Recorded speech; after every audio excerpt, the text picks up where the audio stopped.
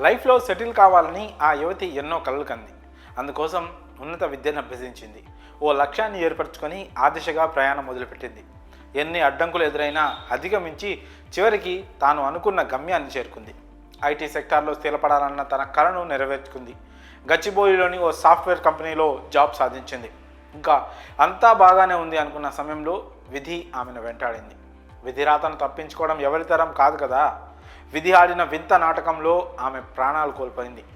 Road ప్రమాదం ఆ యువతిని బలి తీసుకుంది. ఈ విషాద ఘటన రాయదుర్గంలో చోటు చేసుకుంది. పూర్తి వివరాల్లోకి వెళ్తే కామారెడ్డికి చెందిన శ్రీవాణి గచ్చిబౌలిలోని ఓ సాఫ్ట్వేర్ కంపెనీలో జాబ్ చేస్తోంది.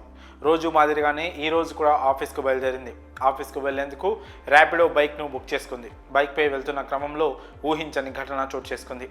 మార్గ మధ్యలో శ్రీవాణి వెళ్తున్న బైక్ రోడ్డు ప్రమాదానికి గురైంది.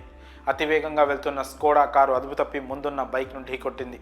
ఈ ఘటనలో బైక్ వెనుక కూర్చున్న శ్రీవాణి తీవ్రంగా గాయపడి స్పాట్లోనే చనిపోయింది. బైక్ నడుపుతున్న వెంకటరెడ్డి గాయపడగా స్థానికులు ఆసుపత్రికి తరలించారు. ప్రమాద సమాచారం అందుకున్న పోలీసులు ఘటనా స్థలికి చేరుకున్నారు.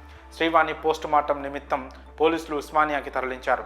ఈ ఘటనపై రాయదుర్గం పోలీసులు కేసు నమోదు చేసుకొని దర్యాప్తు చేస్తున్నారు. చేతికి అంది వచ్చిన కూతురు ఇలా అర్ధాంతరంగా అసువులు బాసిపోవడంతో తల్లిదండ్రులు కన్నీరు మున్నీరుగా విలపిస్తున్నారు. చిన్నతనంలోనే ప్రాణాలు కోల్పోవడంతో పేరెంట్స్ గుండెల విసేలా రోధిస్తున్నారు. కాగా ఇటీవల రోడ్డు ప్రమాదాలు ఎక్కువగా చోటు చేసుకుంటున్నాయి. అతివేగం, మద్యం తాగి వాహనాలు నడపడంతో ప్రమాదాలు చోటు చేసుకుంటున్నాయి. ట్రాఫిక్ పోలీసులు రోడ్డు ప్రమాదాల పట్ల అవగాహన కల్పిస్తున్నప్పటికీ వాహనదారుల్లో మాత్రం మార్పు రావడం లేదు. ట్రాఫిక్ రూల్స్ అతిక్రమిస్తూ ప్రమాదాలకు కారణమవుతున్నారు. భారీగా జరిమానాలు విధిస్తూ లైసెన్సులు రద్దు చేస్తున్నప్పటికీ కూడా రోడ్డు ప్రమాదాలకు అడ్డుకట్టపడడం లేదు. మరి రోడ్డు ప్రమాదంలో ఎంతో భవిష్యత్తున్న ఐటీ జాబ్ చేసే శ్రీవాణి మృతి చెందడంపై మీ అభిప్రాయాన్ని కామెంట్స్ రూపంలో తెలియజేయండి.